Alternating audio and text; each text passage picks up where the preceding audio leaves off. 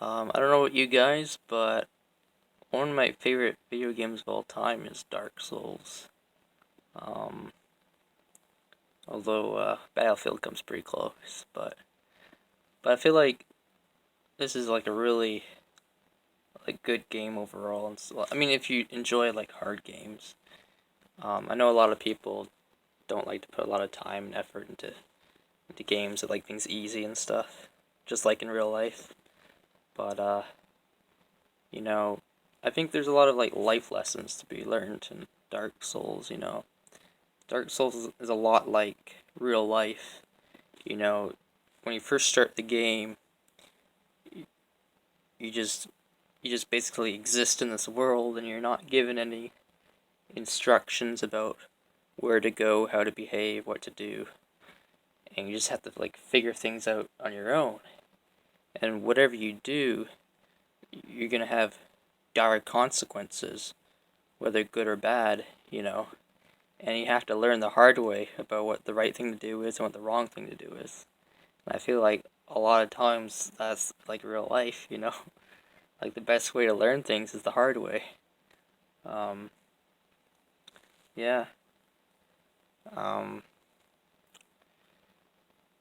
a little off topic, but on the same topic, I feel like I don't know about the history of like making Dark Souls, but I feel like they got some inspiration from like miniatures games and stuff. Like these are some models I painted, and like some of the figures in this game here look like that, and they come at you and they strike at you and stuff. And like in the beginning of the game, they're really dangerous and they kill you outright. And then you got guys that look like this and stuff. Good guys with crossbows. These are all part of a miniatures game, though. They're not part of Dark Souls. They're not like models from Dark Souls, but they look like some of the things in Dark that you would see in Dark Souls. I don't know if they were Dark Souls was kind of inspired by these games, or if these games were inspired by Dark Souls. But since miniatures games have been around a lot longer than Dark Souls, I would say Dark Souls was inspired by the miniatures games, but it's hard to say. This definitely looks like one of the bosses you have to fight in the second game. This one's not painted yet, but will be. And these look like some of your average bad guys. I mean, heck, that guy kind of looks like he's from Skyrim or something. Anyways, yeah. I know these games are also inspired, I think, probably from Dungeons and Dragons. And there's just a lot of like fantasy elements in here that appear in Dark Souls. Although everything in here is darkened though. Like in Dark Souls, everything's darkened because that's why it's called Dark Souls, because everything's dark. So this dragon would be like, I don't know. Actually, the dragon looks pretty much like the dragon did in the first game. I mean, I guess all dragons kind of look alike. But I mean, they would say like really depressing things. So they would talk to you, and they'd say like the most depressing stuff about life and stuff. Sorry.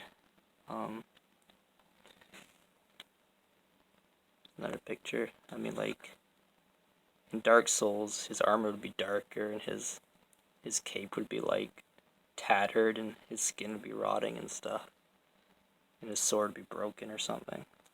Like everything's dark in that game. But yeah, a lot of stuff comes from here. Actually, a lot of video games are inspired by Dungeons and Dragons,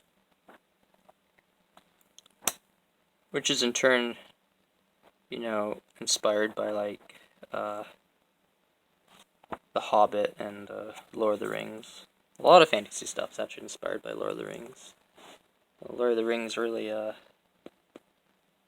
set the tone for a lot of modern fantasy, if you think about it.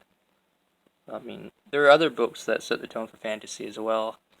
but that's the biggest one. That's like there's even like stuff in here about halflings. I'm not sure if I can find it. Nah, but they have like you can play as a halfling character. But anyways, I'm gonna wrap this thing up because I'm probably gonna run over time soon. So take care. Now, how did I turn this thing off?